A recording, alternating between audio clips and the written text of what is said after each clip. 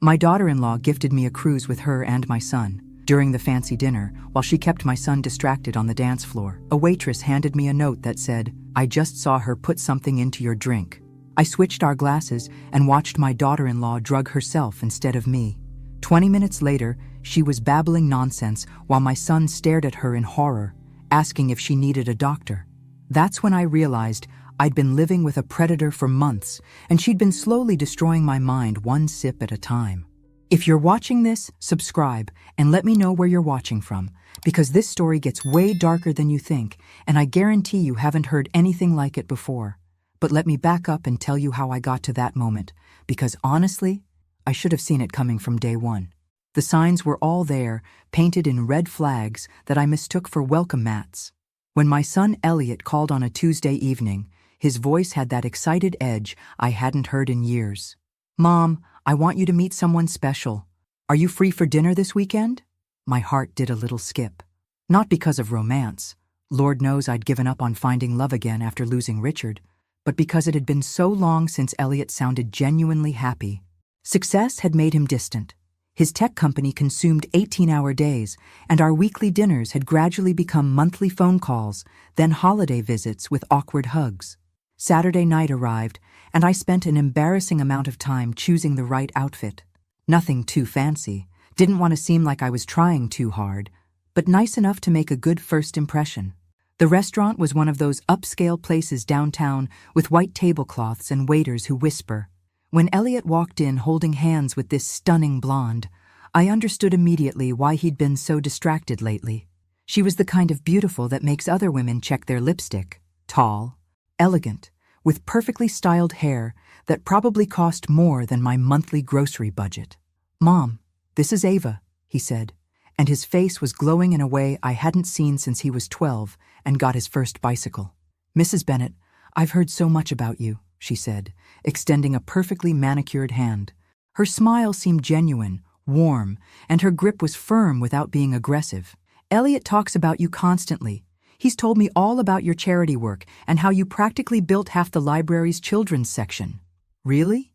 "Because he barely called me these days, but sure, let's go with that narrative." During dinner, Ava hung on my every word like I was dispensing wisdom from Mount Sinai. She complimented my vintage Chanel earrings. "They're absolutely timeless. Where did you find them?" Asked thoughtful questions about Richard's engineering career, and even wanted to know about my volunteer work at the animal shelter. When I mentioned how quiet the house had gotten since Richard passed, how I sometimes went days without real conversation, she practically gasped with sympathy. "Oh, Rose. May I call you Rose? You shouldn't be alone so much. That's heartbreaking."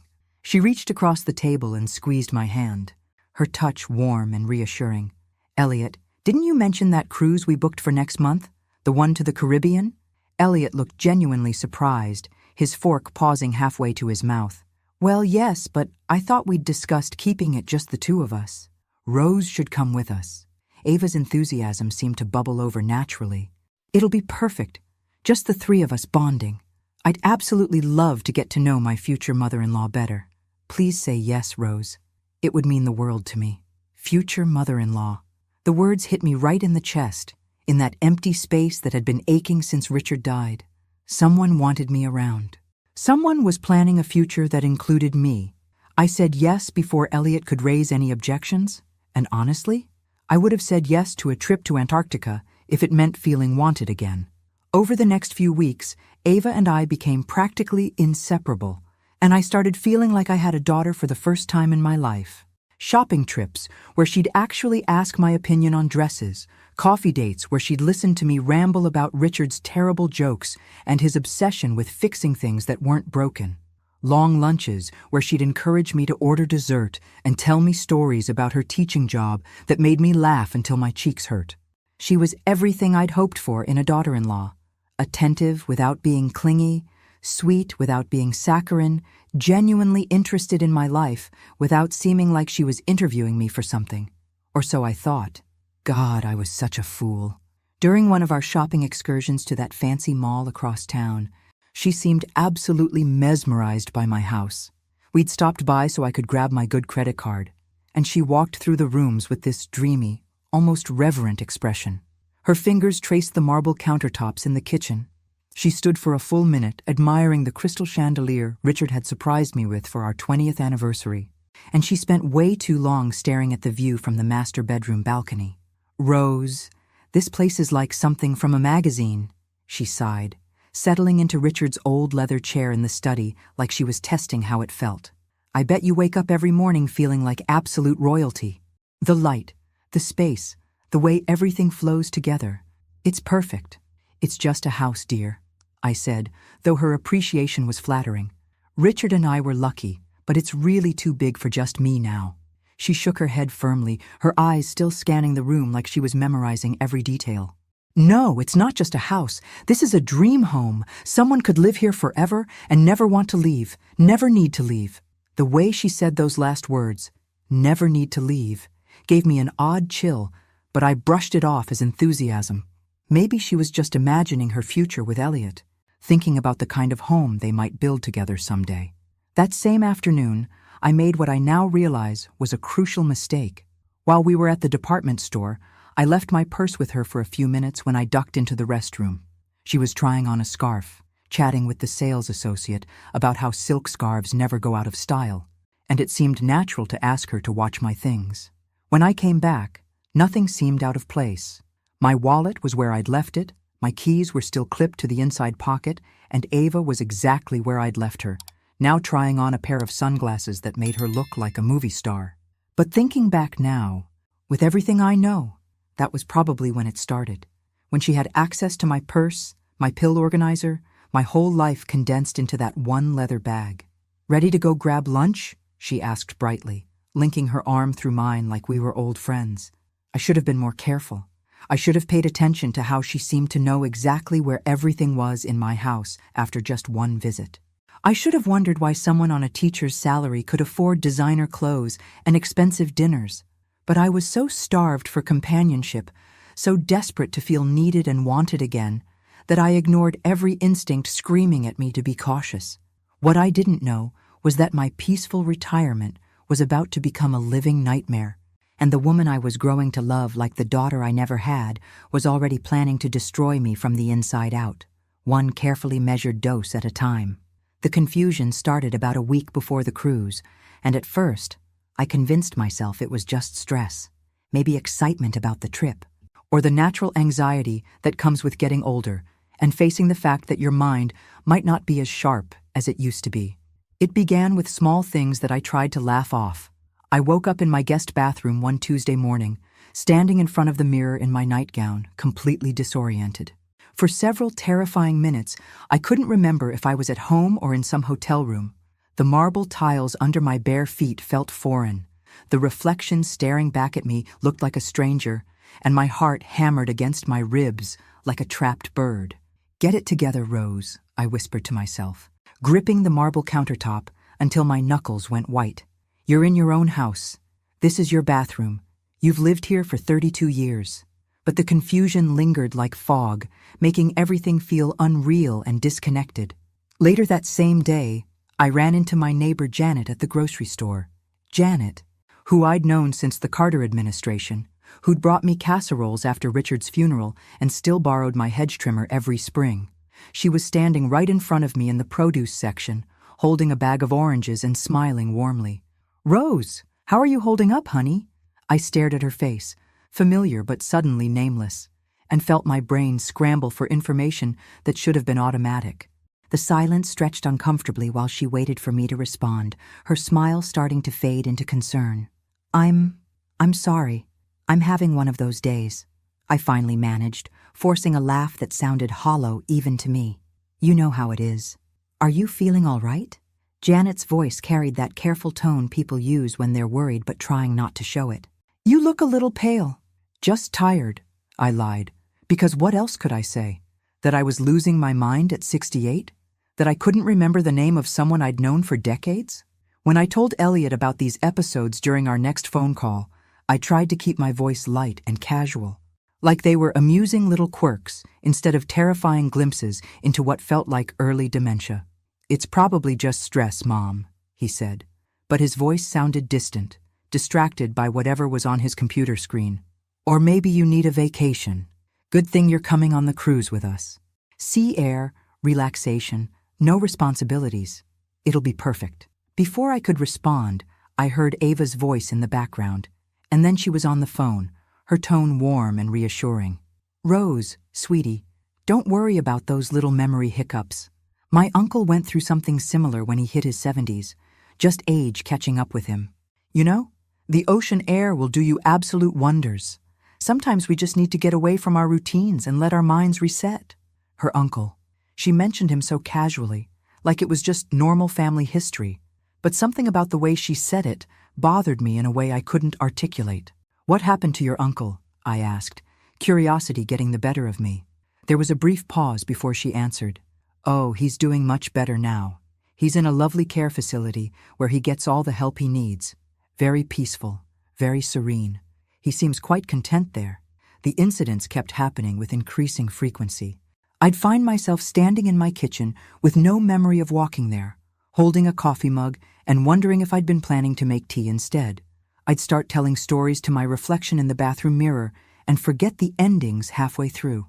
Once, I got lost driving to the bank, a route I'd taken hundreds of times over the years, suddenly as foreign as if I'd been dropped into a different city.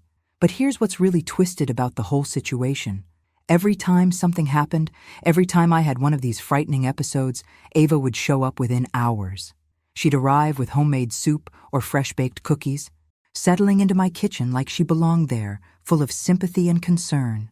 You poor thing, she'd say, stirring honey into my tea with such careful attention. These things happen to all of us eventually. The important thing is not to stress about it. Stress just makes everything worse. I thought she was taking care of me, being the devoted future daughter-in-law who genuinely cared about my well-being. Turns out, she was just monitoring her handiwork, making sure the poison was working exactly as planned. The cruise ship was absolutely magnificent when we boarded in Miami, all gleaming glass elevators and polished marble floors, like a floating palace designed to make you forget you were surrounded by thousands of miles of ocean. The lobby had a 3-story waterfall and enough fresh flowers to stock a wedding, and I felt a flutter of genuine excitement for the first time in months. Ava squealed with delight at everything, bouncing on her toes like a child at Disney World. Rose, look at this place. It's like something from a movie. She grabbed my arm, practically vibrating with enthusiasm. We're going to have the most amazing time. I can already feel myself relaxing. But Elliot seemed oddly subdued as we went through the check-in process. While Ava chatted animatedly with the staff about dinner reservations and show times, he stood slightly apart, scrolling through his phone with a frown that deepened with each message. Everything all right, honey? I asked, touching his arm gently. He looked up, startled, like he'd forgotten we were there. Oh yeah, just work stuff. The Johnson merger is hitting some snags, and my partners are... He shook his head, shoving the phone into his pocket. It's fine. I'm supposed to be on vacation, right? That's right, Ava said firmly, appearing at his other side with our room keys. No work, no stress, no thinking about anything except having fun together. She handed me my keycard with a bright smile. Rose, you're just down the hall from us, so we'll practically be neighbors. Our first night, we met for dinner in the main dining room, a space so elegant it made me feel underdressed despite wearing my best cocktail dress. The waiters moved like dancers, the crystal glasses caught the light like tiny prisms, and the menu featured dishes I couldn't even pronounce properly.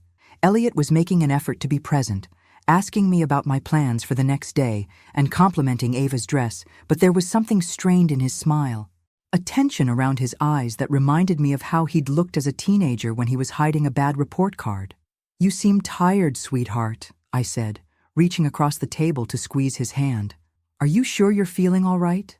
Just need to adjust to being away from the office, he said, but his laugh sounded forced. It's harder than I thought it would be to completely disconnect.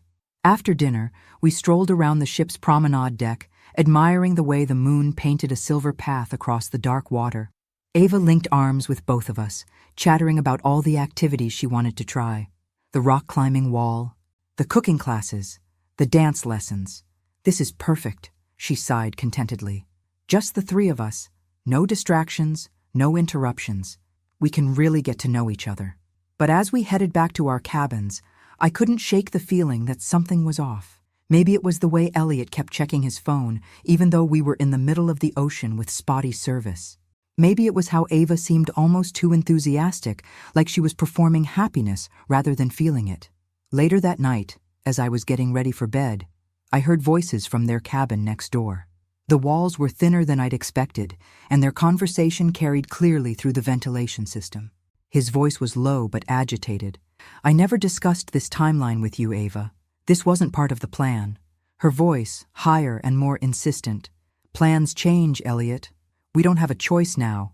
The opportunity is right here. This is going too far. I'm not comfortable with—" "Since when do you get uncomfortable about anything that benefits us both?" Their voices dropped to whispers after that. But the tension was unmistakable. I pressed my ear to the wall, heart pounding, trying to make out more words, but all I could hear were urgent murmurs and what sounded like papers shuffling. The next morning, they were all smiles again, acting like the perfect couple planning their perfect future together. Ava brought me coffee in bed. "I thought you might like to start the day slowly," she said sweetly, and Elliot seemed more relaxed, asking about my plans for the day and suggesting we all meet for lunch. But I couldn't forget what I'd heard, couldn't stop wondering what plan they'd been discussing, and why Elliot had seemed so resistant to some kind of timeline. Little did I know, I was about to discover just how wrong my instincts really were, and how much danger I was actually in. By the third day, my confusion episodes were getting noticeably worse, and I was starting to genuinely panic about what was happening to my mind. The incidents weren't just occasional lapses anymore. They were frequent, frightening, and completely unpredictable. I woke up at 3 a.m. on the ship's deck, standing in my pajamas at the railing with no memory of leaving my cabin. The ocean stretched endlessly in all directions, black and mysterious under the star-filled sky, and for several terrifying minutes, I couldn't remember my own name, let alone how I'd gotten there. A security guard found me 20 minutes later, still standing there in my nightgown and slippers, shivering in the cool night air. "Ma'am, are you all right?" His voice was gentle but concerned, the kind of tone people use with confused elderly people they're afraid might do something dangerous. "I'm fine," I said automatically, though nothing about the situation was fine. "Just getting some air." "It's pretty cold out here for just pajamas," he said diplomatically. "Can I escort you back to your cabin?" The walk back was mortifying. Other passengers we passed in the hallways stared at me with that mixture of pity and discomfort people show when they witness someone else's dignity crumbling in real time. I kept my head high, but inside I was crumbling. At breakfast the next morning, Ava was extra attentive, hovering around me like a concerned nurse monitoring a patient. "You look exhausted, Rose," she said, her voice full of sympathy as she slid into the seat across from me. "Did you sleep badly? Sometimes the motion of the ship can be disorienting." "I'm fine," I repeated, but my hands were shaking as I reached for my coffee cup. "Here, I brought you some fresh orange juice," she said, placing a tall glass in front of me with a bright, encouraging smile. "Fresh squeezed from the buffet. And don't forget your morning medications. It's so important to stay on schedule, especially when our routines are disrupted." She was right, of course. I'd been taking the same medications for years. Blood pressure pills, calcium supplements, a mild antidepressant my doctor had prescribed after Richard died.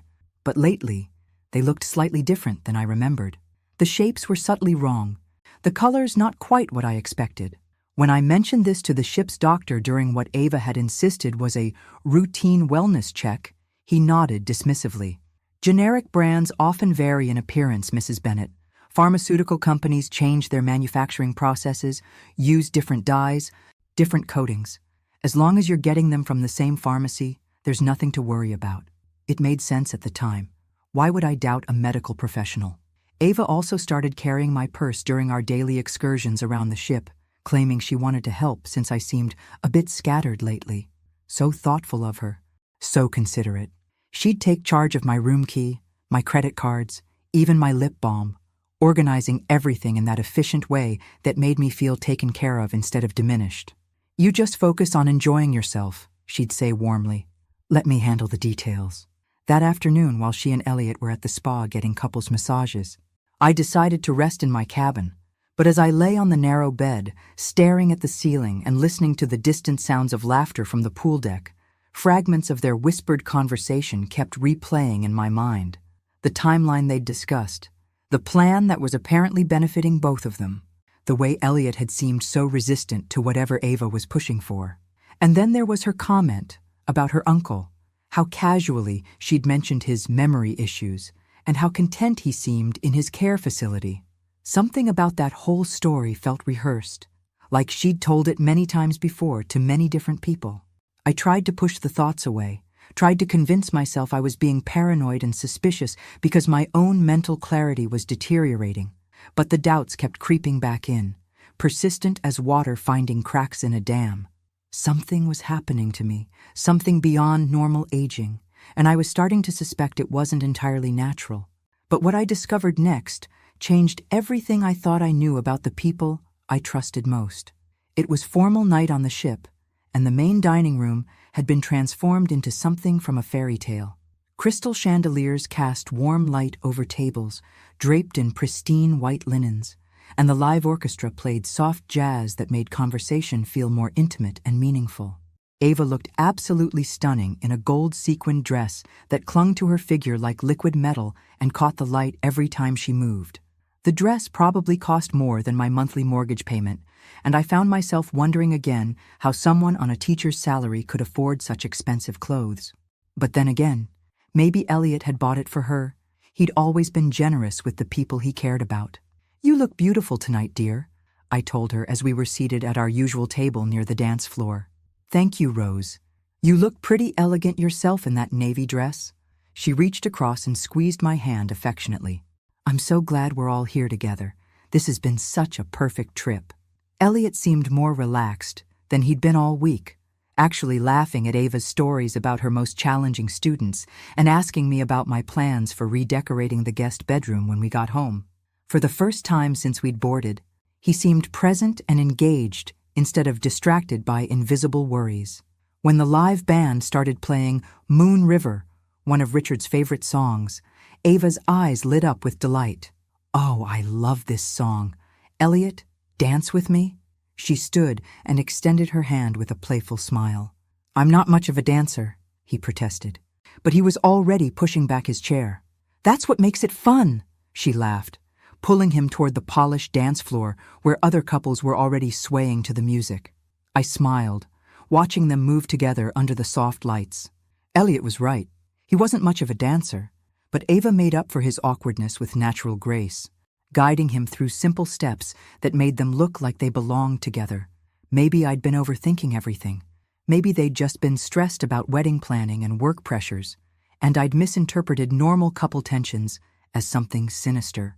That's when the waitress appeared beside my table.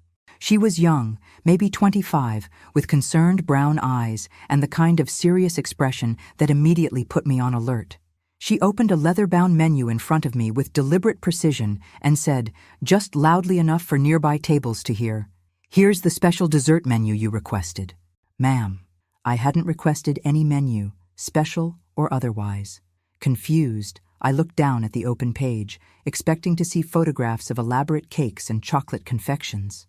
Instead, there was a folded cocktail napkin tucked between the pages, and my name was written on it in hasty blue ink.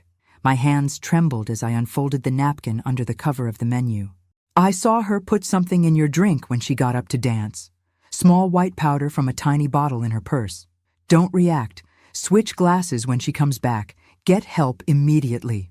My blood turned to ice water in my veins.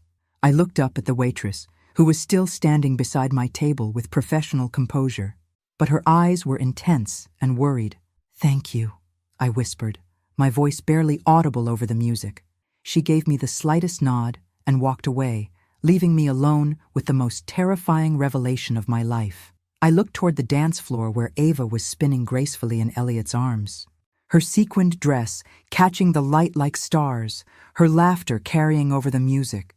She looked so beautiful, so happy, so perfectly innocent. Then I looked at our table. 2 glasses of red wine sat side by side, mine half empty, hers barely touched.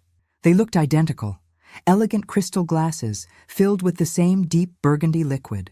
Without allowing myself to think about it, without hesitating long enough to talk myself out of it, I switched them. When they returned to the table 5 minutes later, both slightly breathless and smiling, Ava was glowing with happiness. That was wonderful. I haven't danced like that in years. She settled into her chair and immediately reached for her wine glass, my wine glass, raising it in a toast. To family, and to the most perfect vacation I could have imagined. To family, Elliot echoed, raising his own glass. I lifted mine with a steady hand, though my heart was hammering against my ribs like a caged bird trying to escape. To family indeed, I said, and watched her take a long, satisfied sip of wine that I now knew contained something that was supposed to destroy me. 20 minutes later, I was watching my future daughter-in-law slowly poison herself with her own weapon, and the satisfaction was almost overwhelming. It started subtly. Ava began blinking more frequently, like she was having trouble focusing on our conversation. She touched her forehead delicately and made a small comment about the dining room feeling warm, though the air conditioning was perfectly comfortable. "Are you feeling all right, sweetheart?" Elliot asked, noticing her slightly glazed expression. "I'm fine," she said, but her words came out just a fraction slower than normal. The wine is stronger than I expected." She'd barely had half a glass, but I wasn't about to point that out. 10 minutes later, she started slurring her words, just slightly at first, then more noticeably. "The lights are so sparkly tonight," she giggled, staring up at the crystal chandelier with unfocused eyes. "Like little diamonds dancing in the air. Have you ever noticed how diamonds dance, Rose?" Elliot frowned, setting down his dessert fork. "Ava, are you sure you're okay? You've hardly had anything to drink." She tried to stand and swayed dangerously, catching herself on the back of her chair. "I feel floaty, like I'm on a cloud. Everything's moving, but in a good way." "Maybe you should sit down," I suggested, working hard to keep the satisfaction out of my voice. "The motion of the ship can be disorienting sometimes." She looked at me with pupils that were dilated and unfocused, her beautiful face slack with confusion. "Rose, did you know the ocean has secrets? So many secrets swimming around down there in the dark." Other diners were starting to stare now, whispering behind their hands and pointing discreetly at our table. A young woman in a designer gown was acting completely intoxicated at an elegant dinner, and it was exactly the kind of scene that made people uncomfortable.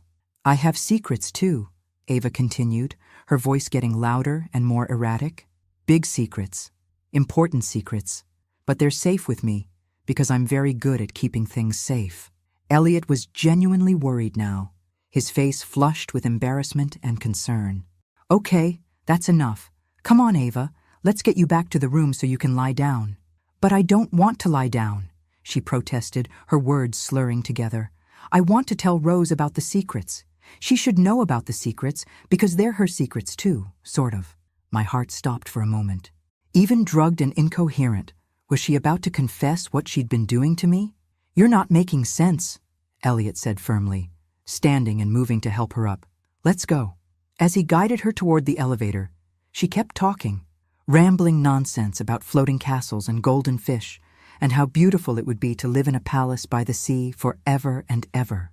The same kind of confused, disconnected speech I'd been experiencing for weeks, the same frightening loss of mental clarity that had made me question my own sanity. Except now I knew it wasn't natural. It wasn't age or stress or early dementia. Someone had been systematically drugging me, and I'd just watched them get a taste of their own medicine. The moment they disappeared into the elevator, I found the waitress who'd saved my life. She was clearing tables near the kitchen entrance, moving efficiently through her duties. But when she saw me approaching, she set down her tray and gave me her full attention. "Thank you," I whispered, my voice thick with emotion I was trying hard to control. "I've been watching her for 2 days," she said quietly, glancing around to make sure no one was eavesdropping. "She's been doing something to your drinks every time you left the table. I work in hospitality. I know the signs of someone being drugged. The confusion, the disorientation, the way you'd seem fine one minute and lost the next." My legs almost gave out underneath me. Having my suspicions confirmed was both validating and terrifying. "Will you help me prove it?" I asked. She nodded without hesitation. "The security office has cameras everywhere on this ship. We can check the footage from tonight and probably from the past few days too." As we walked toward the ship's administrative offices, My mind was racing with questions and implications. If Ava was drugging me, what was her endgame? What did she hope to accomplish by making me appear mentally incompetent? And more importantly, was my son involved in this plot to destroy me? The thought made me physically sick, but I had to know the truth, no matter how much it hurt. The security footage was like watching a horror movie, where I was the victim and didn't even know it. The ship's security chief, a serious man in his 50s with kind eyes and a no-nonsense attitude, pulled up the recordings from our dinner table on a bank of monitors in his office. The cameras had captured everything in crystal-clear detail, from multiple angles, with timestamps that would make the evidence indisputable in court. "There," the waitress said, pointing at the screen. "Right there." We watched Ava excuse herself from the table, claiming she needed to powder her nose. The camera followed her movements as she stopped at the bar instead of heading toward the restrooms. She ordered 2 glasses of wine, the same vintage we'd been drinking all week, and waited while the bartender poured them with professional precision. Then, when the bartender turned away to serve another customer, she glanced around quickly to make sure no one was watching, reached into her small evening purse, and pulled out what looked like a tiny glass vial. "Can you zoom in on that?" the security chief asked his technician. The image enlarged, and we could see her fingers working with practiced efficiency, unscrewing a miniature cap and tapping white powder into one of the wine glasses. She stirred it quickly with a cocktail straw, disposed of the vial in her purse, and carried both glasses back to our table with a bright smile. "The one on the left was yours," the waitress confirmed. "She made sure to place it on your side of the table." My stomach churned as I watched myself on the screen, completely unaware that I was about to consume poison. I looked so trusting, so grateful for her thoughtfulness in bringing me a fresh glass of wine. "How long has this been happening?" the security chief asked, his voice grim with professional concern. "I think months," I said, the words feeling strange and surreal as I spoke them. "I've been having episodes. Confusion, memory loss, disorientation. I thought it was age-related, maybe early dementia, but now—" "We need to document everything," he said firmly. "This is attempted poisoning, possibly attempted murder, depending on what substances she's been using. I'm going to contact the authorities immediately." As we watched the footage again, I felt a rage building inside me that was unlike anything I'd ever experienced. This woman, this person I'd grown to love like the daughter I never had been systematically destroying my mind for her own twisted purposes. But underneath the anger was something even worse: doubt about Elliot. "I need to know if my son is involved in this," I said, the words tasting bitter in my mouth. The security chief's expression was sympathetic but professional. "We'll investigate everyone who had access to you, ma'am. No exceptions, but right now we need to secure the suspect and preserve the evidence." He made several phone calls in rapid succession to the ship's medical officer, to the captain, to what sounded like law enforcement contacts at our next port of call. Within 30 minutes, there was a plan in motion. "We're going to search their cabin," he explained. "If she's been drugging you systematically, there will be evidence. More vials, possibly your medication bottles with substituted pills, maybe even documentation of her activities." The thought of Elliot's reaction terrified me almost as much as the discovery itself. How do you tell your son that his fiancée is a would-be murderer? How do you look him in the eye and explain that the woman he loves has been slowly poisoning his mother? But I had to know the truth, even if it destroyed our relationship forever. At 11 o'clock that night, they knocked on Elliot's cabin door. I stood in the hallway behind the security team, watching my son's face transform from confusion to horror as they explained why they were there. He was wearing pajama pants and a t-shirt, his hair disheveled from sleep, and he looked so young and vulnerable that my heart ached for him. "Mom?" He looked at me desperately, his eyes wide with shock and disbelief. "What's going on? What are they talking about?" I couldn't speak. I just stared at him, trying to read his face, trying to figure out if the son I'd raised was capable of plotting my destruction, or if he was as much a victim as I was. The answer would determine whether I still had any family left in the world. The search of their cabin was thorough, methodical, and absolutely devastating. Ava was still groggy from the drug she'd accidentally consumed, lying on the bed in a silk nightgown and mumbling incoherently while Elliot sat beside her, holding her hand and asking repeatedly what was happening. She was alert enough to understand that security officers were going through their belongings, but too disoriented to mount any kind of coherent defense. "This is insane," Elliot kept saying, his voice getting higher and more strained with each repetition. "There has to be some kind of mistake. Ava would never hurt anyone, especially not my mother." But the evidence spoke louder than his protests. In her suitcase, hidden in a zippered compartment underneath her carefully folded lingerie, they found 3 small glass vials of clear liquid, each no bigger than a perfume sample. The labels had been removed, but you could see the residue where pharmaceutical stickers had been peeled away. "What are these?" the security chief asked, holding up the vials with latex gloves. Ava tried to focus on what he was showing her, blinking slowly like she was having trouble processing visual information. I don't know what those are." "Then why are they hidden in your luggage?" She couldn't answer, or wouldn't answer. Her mouth opened and closed like a fish gasping for air, but no words came out. "They also found a prescription bottle that looked exactly like my blood pressure medication. Same pharmacy label, same drug name, same dosage instructions. But when they opened it, the pills inside were different from what I'd been taking for years. She's been switching your real medication with these," the security chief explained, showing me the counterfeit pills. "We'll need to have them analyzed by a lab, but I suspect they're designed to cause the cognitive symptoms you've been experiencing." Elliot was staring at the evidence in complete shock, his face cycling through disbelief, confusion, and dawning horror. "Ava, what is this? What have you done?" She looked at him with unfocused eyes, her beautiful face slack and vulnerable in a way that would have been heartbreaking if I didn't know what she was capable of. "It's not what it looks like," she slurred, her words coming out thick and imprecise. "Then what is it?" he demanded, his voice cracking with emotion. She couldn't answer because there was no innocent explanation for having vials of unknown drugs and counterfeit medications hidden in her luggage. But the most damning evidence was still to come. They found her tablet computer, and when they accessed the photo gallery, there were dozens of video files I'd never known existed. Videos of me during my confused episodes, clearly recorded without my knowledge or consent.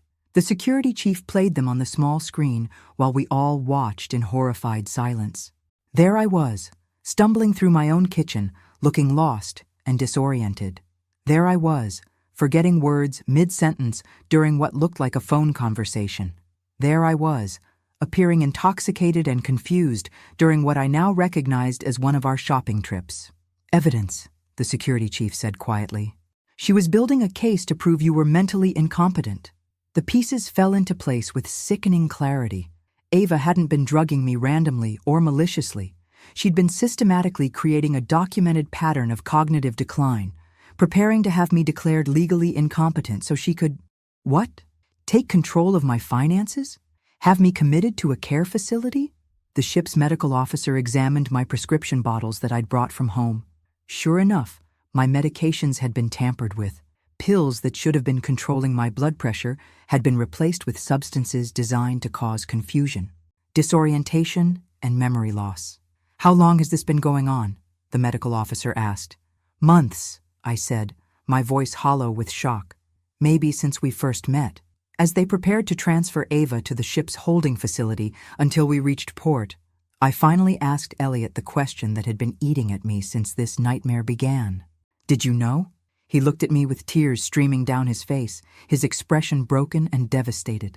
"Mom, I swear to you on Dad's grave, I had no idea. I thought, God help me, I thought you were just getting older. I thought the confusion was natural, and I was grateful that Ava was taking such good care of you." I wanted to believe him. Every instinct I had as a mother wanted to trust that my son was innocent, that he'd been manipulated as cruelly as I had. But trust, once shattered, is harder to rebuild than love. "The way you've been acting," I said carefully. "The arguments I heard, the distance, the stress. I've been worried about you," he said, his voice thick with emotion.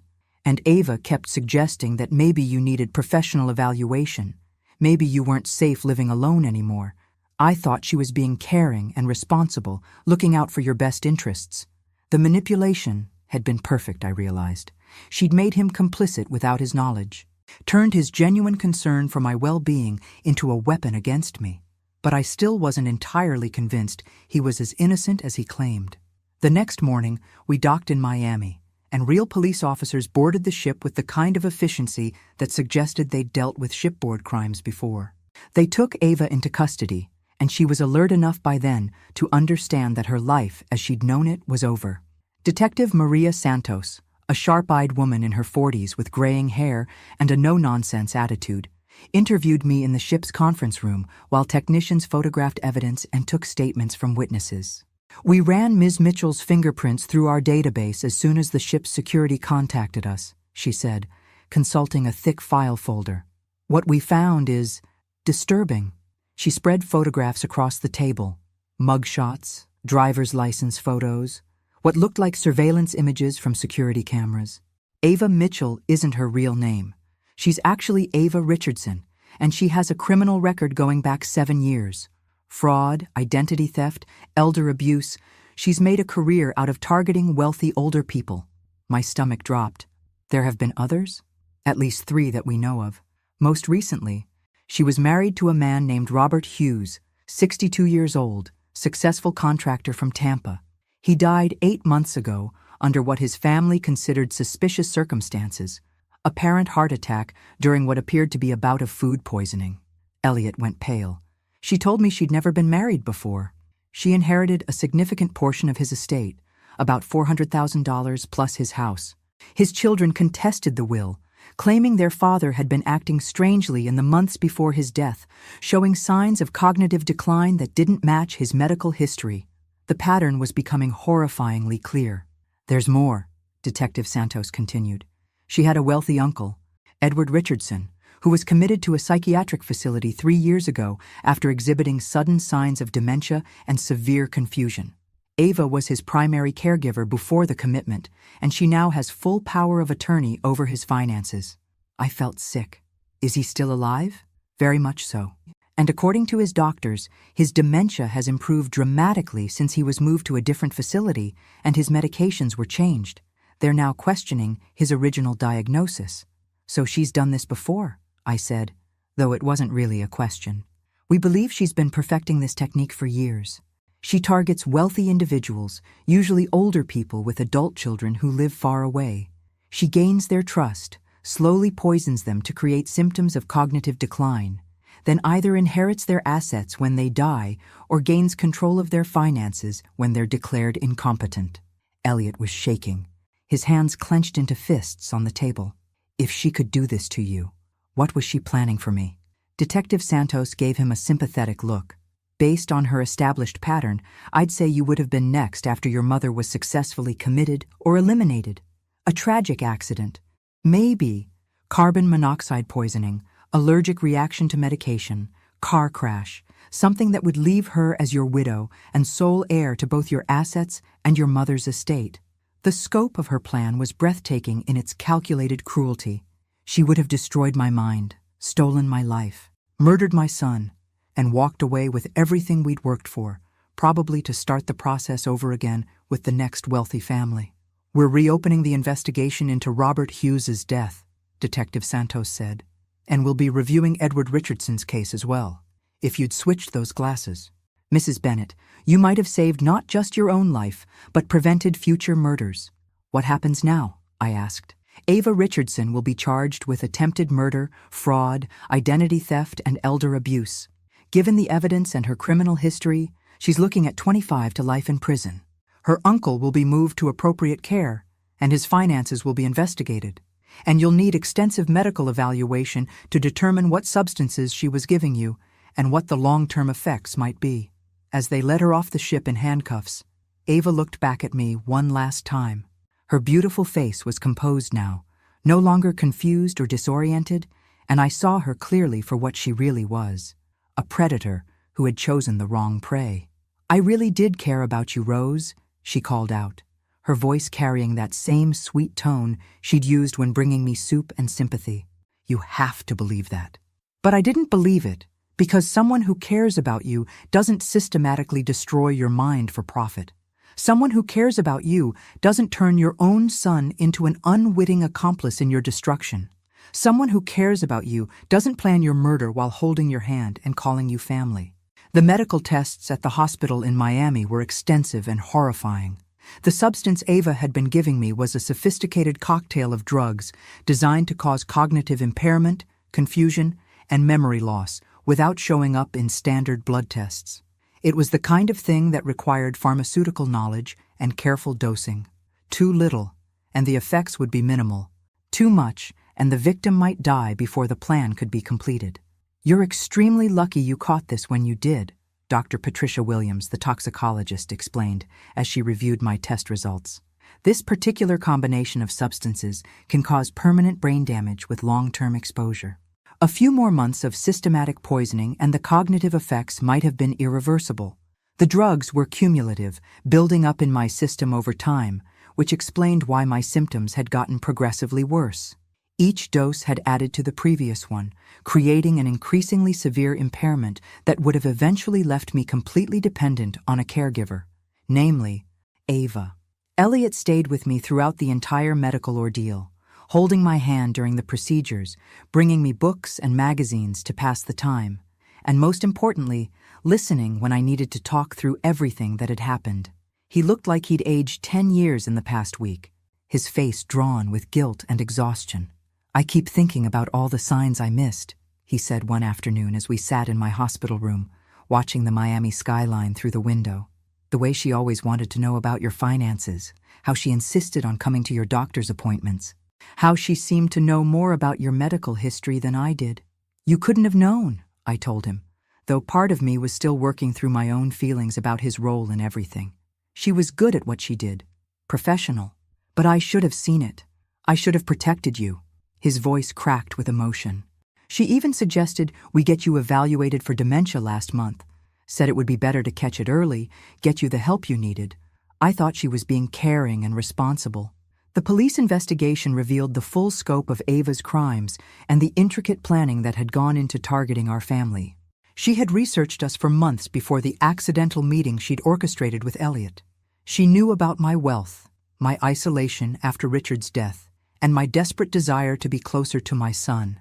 She'd studied my routines, learned my vulnerabilities, and crafted a persona specifically designed to appeal to what I needed most, a caring daughter figure who would help bridge the gap between Elliot and me. "The plan was to have you declared incompetent and committed to a care facility," Detective Santos explained during one of her follow-up visits. "She would have moved into your house as Elliot's wife, gradually isolated him from friends and colleagues, and then something would have happened to him too. A car accident maybe, or a sudden illness, something that would leave her as the sole beneficiary of both estates.